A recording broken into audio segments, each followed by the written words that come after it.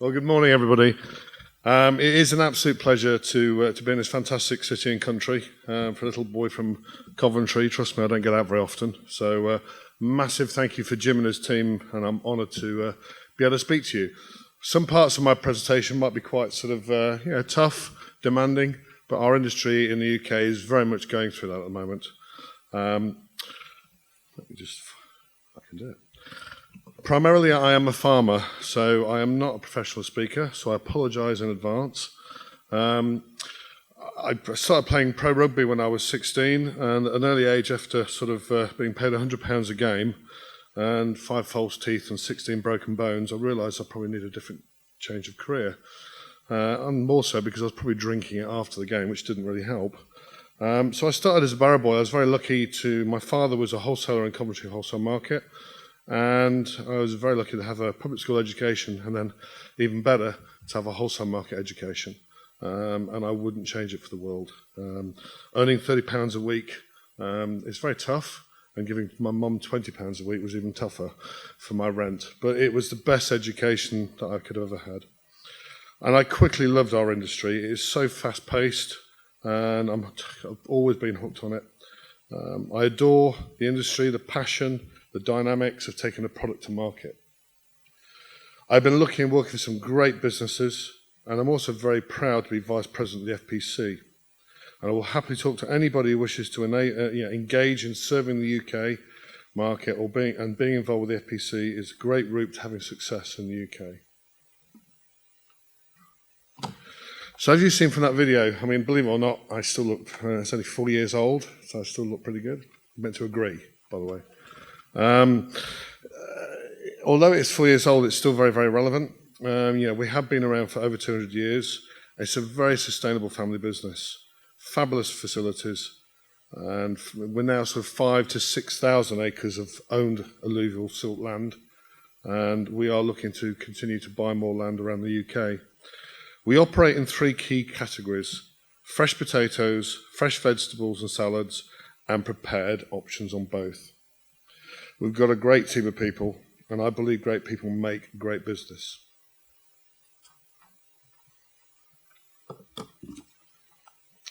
We grow and pack fresh potatoes in all options, from a single pack to bulkers for processing. And we can prepare potatoes such as potato wedges, sliced, whole peeled. We do mill solutions with oils and flavourings. Brassica vegetables and leafy salads we grow ourselves, with sweet corn, onions, garlic, where we grow, and we also import from around the world. Our key strength is being the grower, and will become more important, we believe, going forward. We've got a fantastic customer mix. In retail, we serve Aldi, Morrison's, Lidl, Iceland, Netto, and Asda IPL. In convenience retail, we serve Spar Group, Budgeons, and Londis. And in food service, we supply Reynolds, Fresh Direct Group, Compass, and 3663. Cash and carry, Costco and Booker, plus wholesale markets around the country, and we export at certain times of the year. And food manufacturing, we will do bulkers into Greencore, into McCain's. Over the last 5 or 6 years, we've developed some great brands. Most of our business is into retailer-owned brand, and that is probably our biggest competitor. There is a market for a branded proposition. We can produce a finished branded option in 6 to 8 weeks quicker than our customers. So it does give us the flexibility to really drive innovative products very quickly. But sometimes, depending on the success of the product, we could lose that product into retailer brand. Part of me doesn't mind that, as long as that we can continue to pack the product, but it does become a little more harder for us to control the product. But we're renowned in certain areas. We've got Chipper's Choice, which is the #1 chip shop potato in the UK. Our potato and vegetable lovers brand, which is now an emerging brand for prepared into retail. But our focus is to continue to develop our own brand proposition. Now the fun stuff.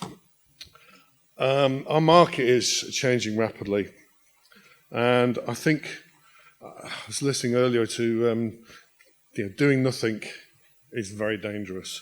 We have to move with the reality of the times.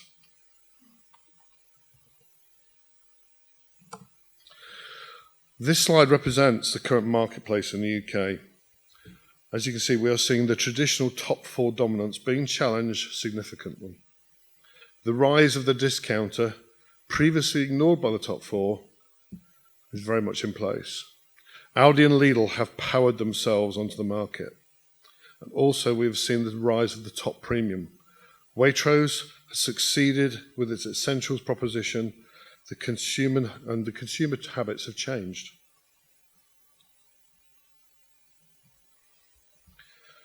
You can see by this latest media, all from cuttings for the last sort of year or two, the top four being challenged.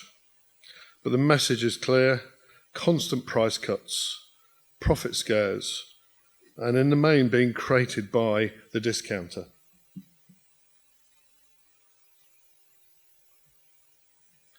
In the same period of time over the last 2 years, we have seen the same theme for the rise of Aldi and Lidl, new store builds, smaller outlets, builds in town centres rather than retail parks. Our business growth with the discounters has been staggering.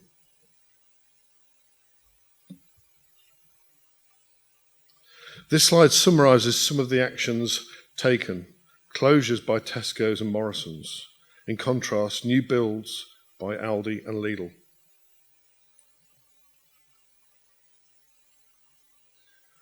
Our consumer has continued a little and often trend. This has merged during the recession, and I think the habit remains. Families are working harder and have shorter timescales for family dining. So the grab-and-go convenience market continues to grow. Believe it or not, it's still amazing how many people don't know how to cook. But also, eating out in the UK is, the offers, the brands and the opportunities of great product, fantastic prices. So households are eating out more and more. But all households will simply go out with £20 note and just shop to a tight regular budget.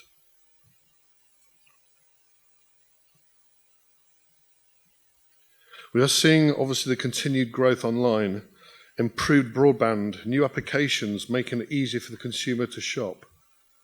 Most retailers have online options. Ocado Waitrose seems to lead the premium market, and we have Amazon Fresh launching, I believe, in the next 4 weeks.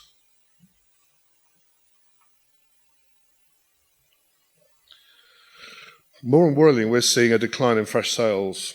There are so many meal options out there: meal solutions, prepared meals, the pasta, rice dishes, meals from around the globe, the introduction of low-carb diets. There's simply so much choice.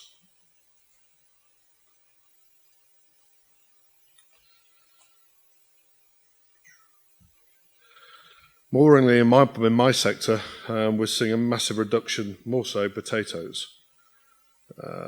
We are seeing so much volume change. Why?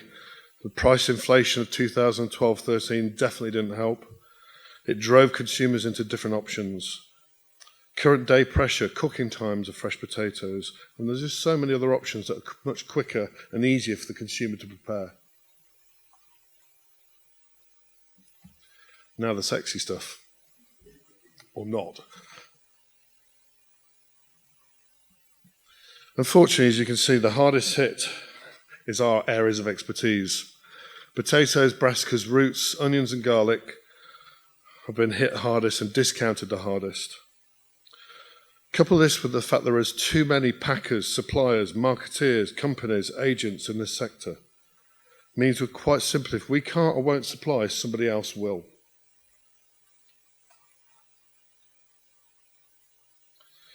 I am one of the most positive characters in our industry. However, it is becoming a real worry, and I'm afraid it will get worse before it improves. Until we see a reduction of suppliers fighting for the same business, we will not see an end to the discounting in the UK.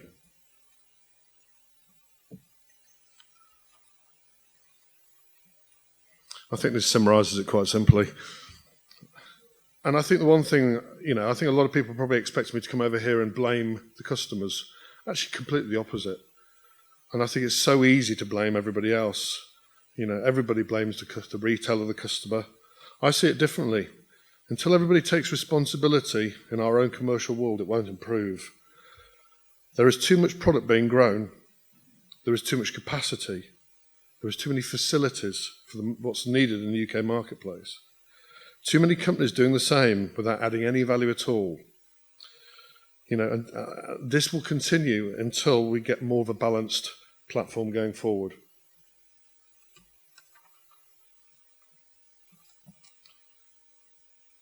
And I've lost my next slide.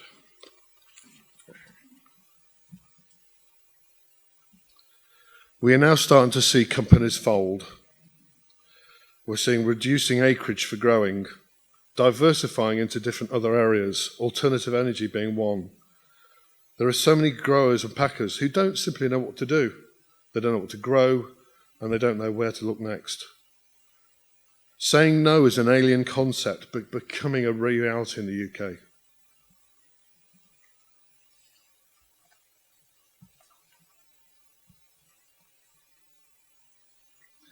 The future. There is always a light at the end of the tunnel. We must start to change our business strategies. I am positive about our future, but we must operate differently.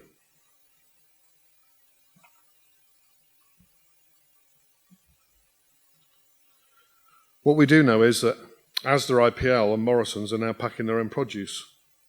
Booker has acquired Budgeons and Londis recently. Brakes and Fresh Direct have merged. Unprofitable wholesalers and outlets are closing. And new retailers are emerging. Iceland, Farm Foods, Poundland are all now selling produce at very discounted prices. And Amazon Fresh are here.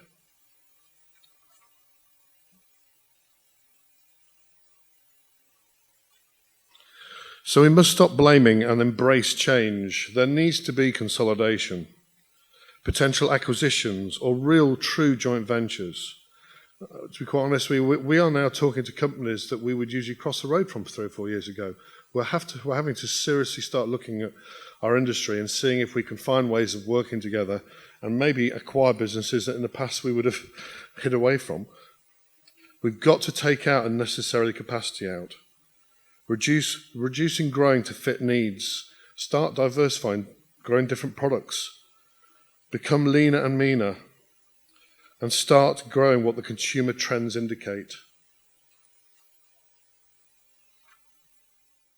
More importantly, we must support our customers. They don't have all the answers. We must work in a more open book nature. Look at longer term partnerships. Maybe look at managed margins. At least we'll get one. Work together to engage our consumer. Enhance a longer term approach.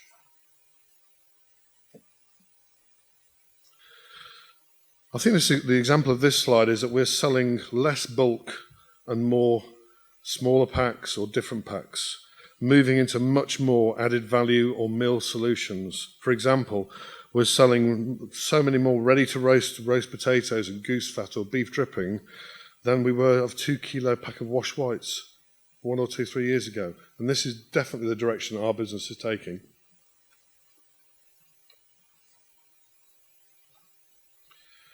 So we must find more easy-to-cook options, great tasting options, with quicker cooking times, promoting healthy eating and living.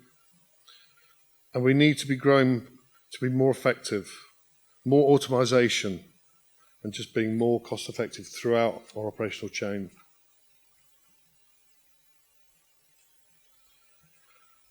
I do think the future is exciting if we engage in real change. Focus on the above. Look for longer-term commitments with our customers. Support our customer. Become closer, more open, new ideas of working. Work with our competitors to drive change. Let's grow what our consumers want. More importantly, thank you very, very much for listening. I know it was very quick, but to the point. I want to thank Jim and his team massively for inviting me over, and I certainly pledge most of you to come over to the London Produce Show and have a closer look at us in the future. But thank you so much. Obviously knew what you were going to say beforehand, but one of the things that jumped out at me when Johan was speaking was the word artificial when he talked about relationships with supermarkets. Now, you've been very supportive of the supermarkets, and you also said that you're looking for long-term relationships on the video beforehand. is it still possible to have a long-term relationship when there is that artificiality there? And is the artificiality purely the retailer's fault, or is that something to do with the suppliers and the growers as well over the last few years? You said there are too many, and they're still there, and they're still knocking on the doors of the retailers every day. So what is the, let's say blame for now, but where does the blame lie? Well, I know you'd love me to get in trouble with the retailers, Tommy. Put me on the front page of some, anyway. I think that's the point. I think it's easy to blame the retailer, but I think you're sat in this office and your phone is going constantly with offer, left and right, and you don't know who to believe. But at the end of the day, they're also under these massive pressures now with, the fighting for that consumer, even more so now than ever. So, even though you could have a real fantastic relationship, I literally put the phone down half an hour before I came in here, walked away from a £4 million account, and I actually told the customer what, maybe should dive on my sword, but I told the customer what will happen with the person they've gone with. Because the person I've lost the business to doesn't grow an acre. And I bet you my office will get a phone call in the next week or two being asked to see if we can supply that product through 3 pairs of hands to the same customer. It doesn't always happen like that. There are some absolutely fantastic packers out there. But it is easy to blame the customer. And don't get me wrong, they always don't get it right. But there is such a wash of people, I think there's something like 29 meaningful potato packers. I mean, there needs to be 10. And that, you think that might be harsh. There needs to be 10. Sure, and it was quite interesting, and we had a foundational excellence program that you sat in some of it yesterday, and one of the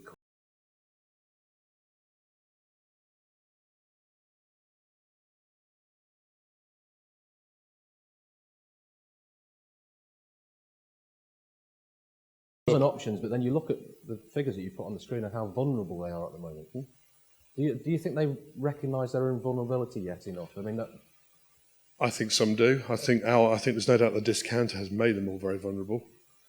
And I also think the way that Aldi are going around their business is scaring them as well. We do £60 million with Aldi. It's the most straightforward business I've ever done in my life. It's simple. They've spent their time to come around. I actually think they've been down every grower in the UK. And yes, they've got the footfall, yes, they've got the success. But simply they want to deal with the grower. For us, that's the future. And we need to deal with other customers that want that forward thinking. But the other thing is you've got to think 2 or 3 of our other biggest outlets, they're packing their own. I've just sold one of our factories to Asda IPL. They want to pack their own product. Morrison's have their own facilities. So, our industry is a lot more shrunk than people believe. Yeah, and I was talking to there's someone in the audience, Ian Smith from Earns UK, and I interviewed him a few weeks ago about something completely different, but he actually mentioned that one of the strengths of the UK retailers for years was that there were a few of them, and they were all buying big volume, and to the UK grower particularly, but also to growers overseas like Cape Span and the rest. That was a very attractive option. But what Ian said in his interview, and I just wondered what your opinion on it was as well, is that strength that was the volume they could buy is now becoming a weakness. It's very true. It's very true. I think if you look at the UK milk industry and what's happened to that in the last 20, 30 years, what is there now? 4 major operators in milk. And unfortunately, I don't necessarily see we're going to see that happening in our quite so, but we have to see a reduction of operators in the UK. Otherwise, there will not. We've had 5 to 7, 8 years of good, sensible profit. I would predict in the next 2 years we will not make a penny. We've actually physically put, excuse the terminology, a war chest of money away to get us through the next 2 or 3 years because we're going to be here for a long time. But we also have to be realistic that we're going to go through a couple of years to get through the other side of it. And we don't have all the answers, but what we're investing in is growing more, being the grower. And so that therefore then when it comes to push, shove, if we're competing against a marketeer, we can see that through hopefully. And do you have much of an export option? Jim was saying that you're basically stuck in the UK and it's very difficult to get outside of that. Do you think there's much of an option there? Only very seasonally, and if other parts of the country, and it's more so with the Canaries, we do a lot of King Edward potatoes Canary, or we do a lot to Scandinavia, depending on the weather options. But do we have a week in, week out export customer? No, we don't. Because everyone's getting better at growing themselves. So our marketplace is obviously, our opportunity to serve is becoming less. And you mentioned, obviously, with your customer base, it's not just retail, so we're focused on retail. Tony from Reynolds is in the room and Tom from Reynolds as well. That's why I put Reynolds first. Yeah, I I did notice that. Yeah, well done, well done. And Tony spoke here last year and talked to very similar issues, in the food service sector as well.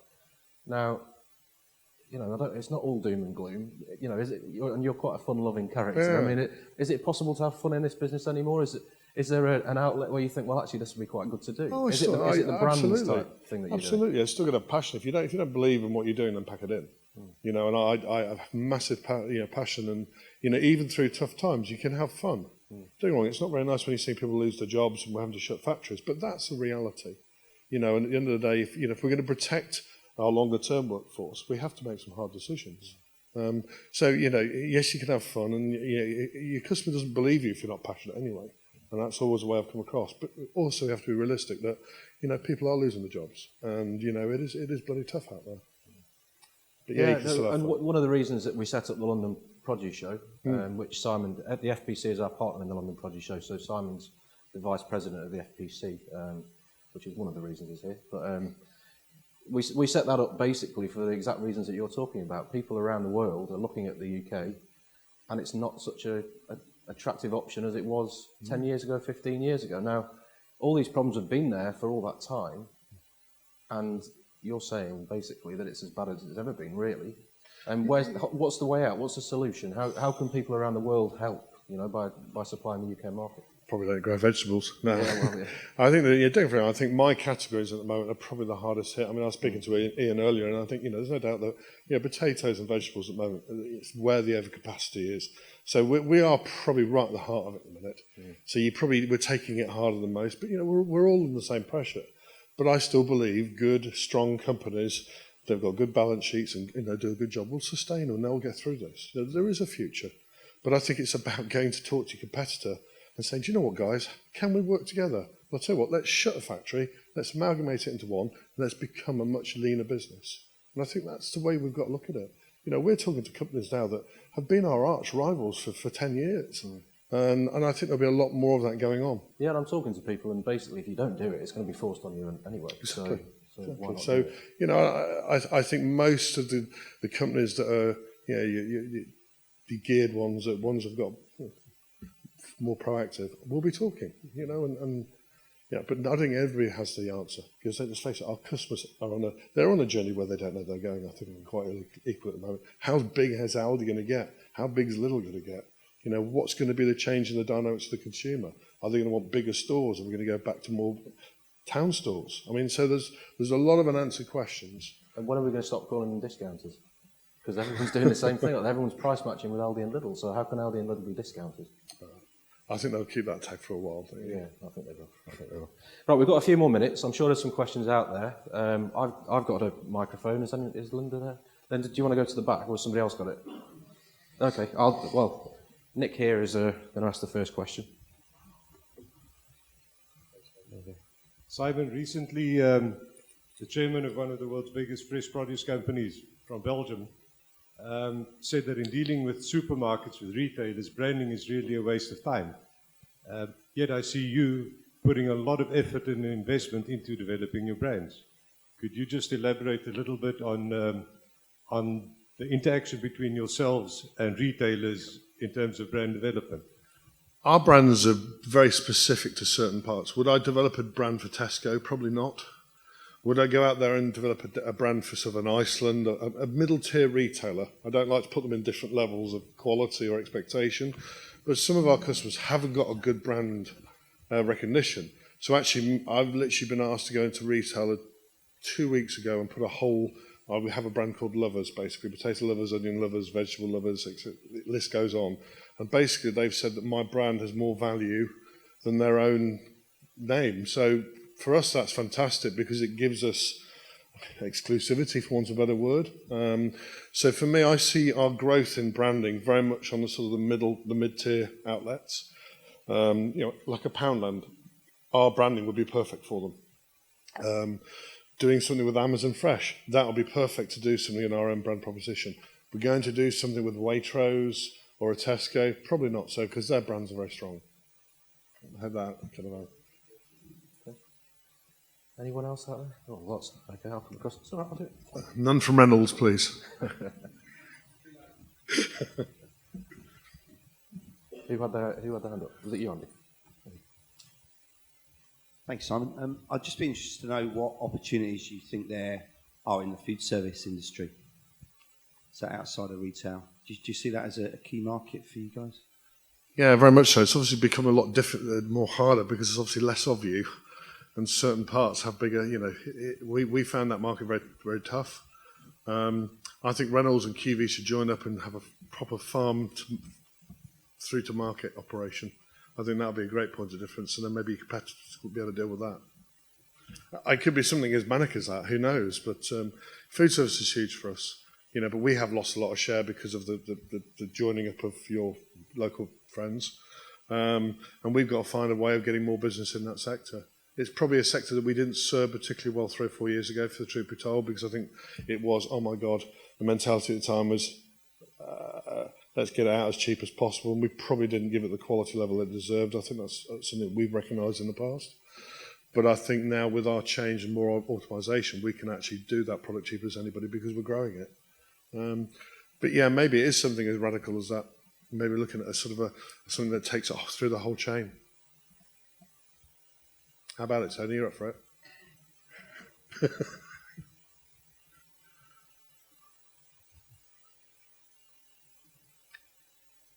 There we go. That's fine.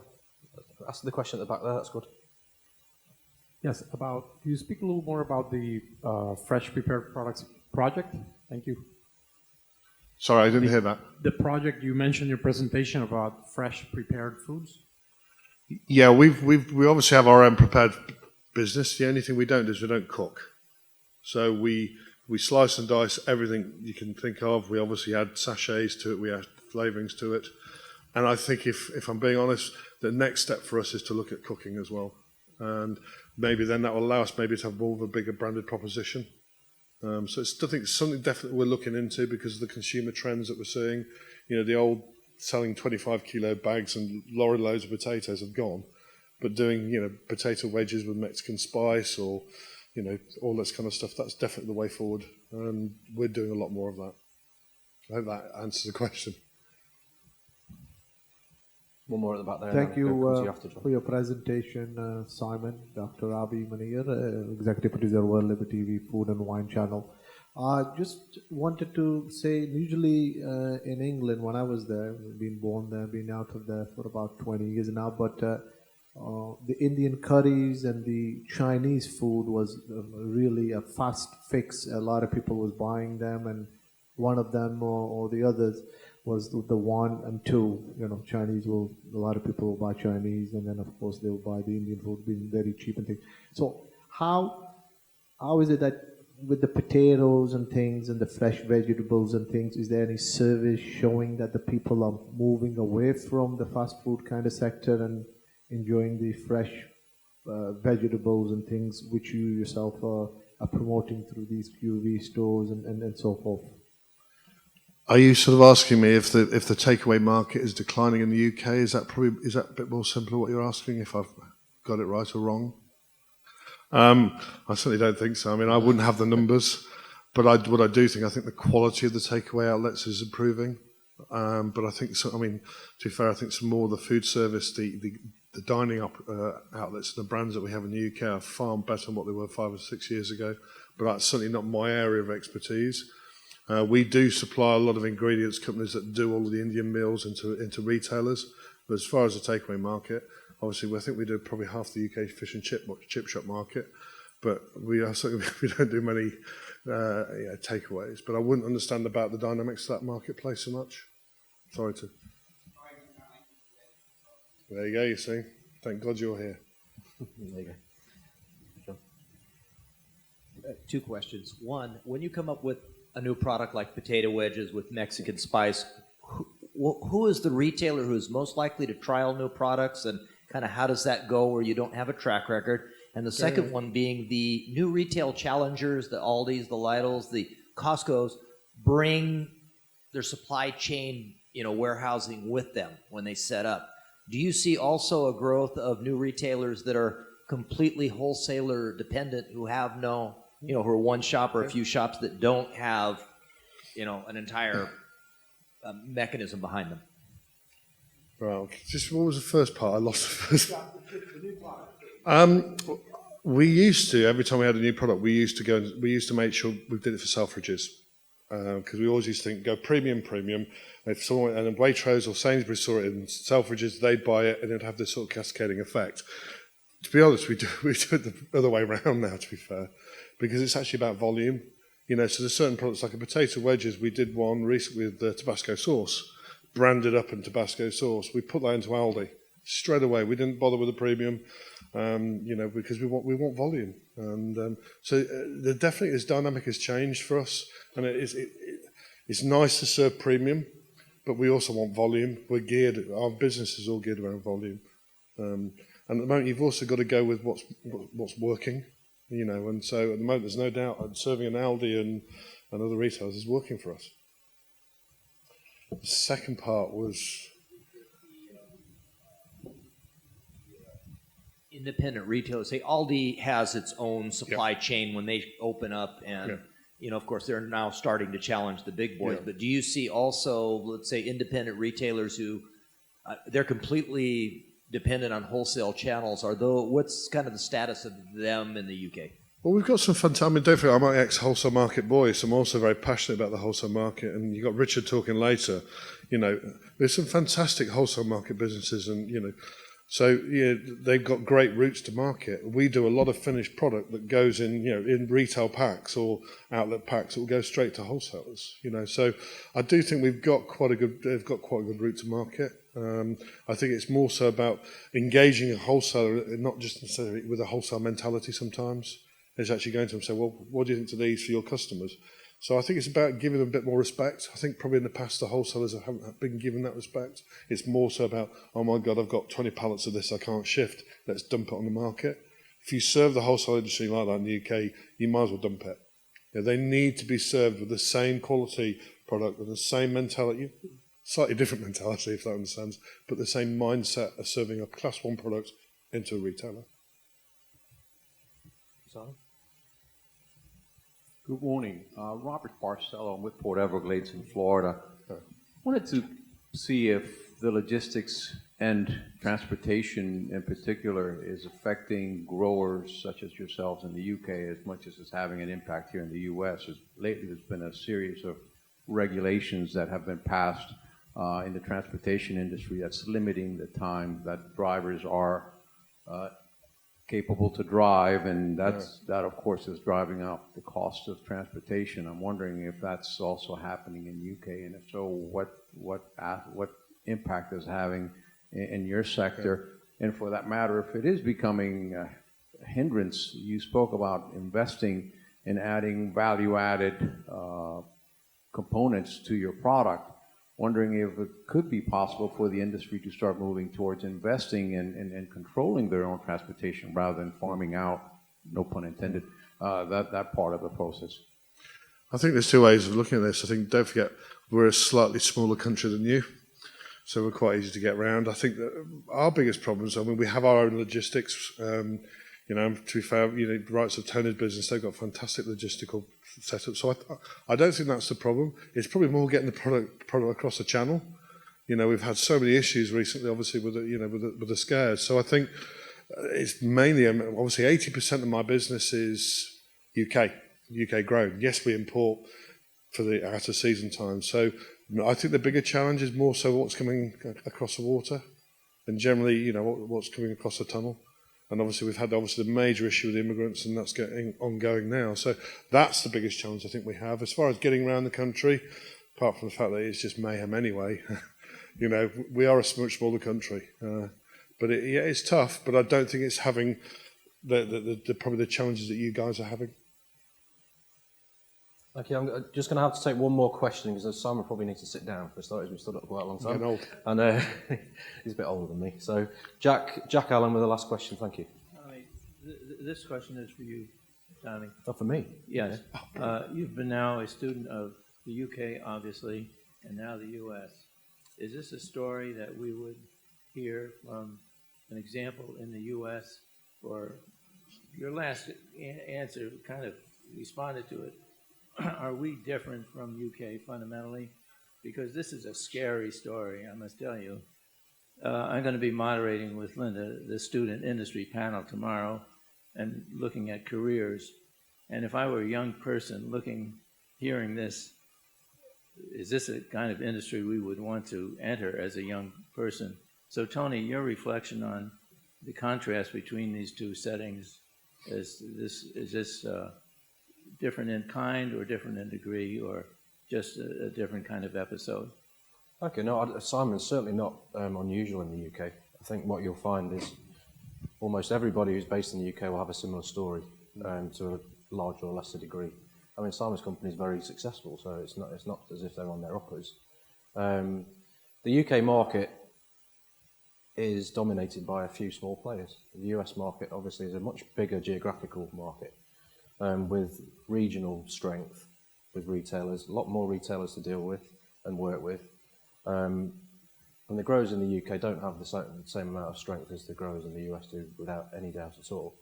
I'm going to jump forward a bit to what you're saying. I mean, is this an industry that you should want to come and work with? Well, yeah, of course, it's a fantastic industry. And it still is in the UK as well. And, you know, there's so many diverse opportunities to work within. I mean, you can work in a retailer as a buyer, you can work as a, you can work all the way back down to, breeding the seeds for the plants. And anyone in this room knows that this industry is a fantastic industry to work in. Now, would I say I would want to go and be an account manager selling to a supermarket today in the UK? No, probably not. But there's plenty of people who do it and get a great career out of it and love it as well. No, it wouldn't be my cup of tea, but there's so many different options in the UK, Simon, aren't there? It's a small market, but it's also a very influential market, always has been, just like the US is. I mean, there's been areas where our supermarkets, I think, for many years were probably a little bit ahead of the US supermarkets. I don't think that's the case anymore. But, and our global influence has been, we've packed a lot more punch than we probably should have done, shouldn't we, as a market, I think. I'm going to let Simon finish off. I'm just going to finish off exactly. I think there's no doubt that the presentation I've given has been very, from the heart. It's been very direct. In some respects, it's worrying, but actually that's the excitement of change as well. And I think if we don't, a lot of it, we've got to grab hold of this. And I think I'm still very positive about the future. And if I was, the full girls and guys are from Newcastle University that met looking to get in this industry, bloody well I'd get involved with it. But I'd tell you, I'd have 2 or 3 years working with a retailer, I'd have a couple of years working on the farm, I'd have 3 or 4 years getting around and sort of getting a taste of different real parts of it. But God, yeah, I love this industry. I wouldn't do anything else. And it's definitely, I still am very positive about the future. Although, you can see what's come across today, but we've got to embrace change. We embrace change and we're very clever about it. We'll have a great time, a great future. But we at the moment, like a lot of industries, a lot of times, and you go back to the banking sector, you go to all these sorrows. We've got a bit of a blip, or kind of a big blip. But if we're grown up and clever enough about it, we can get through this very cleverly. Thanks, Simon. I think the honesty that Simon's shown is actually what's going to cause this type of change that we need to happen. Because for too long, most of the guys in the UK have been scared to say stuff like this. This won't go down very well at home. No, it won't do. But please don't email it back to the UK. I'm staying here.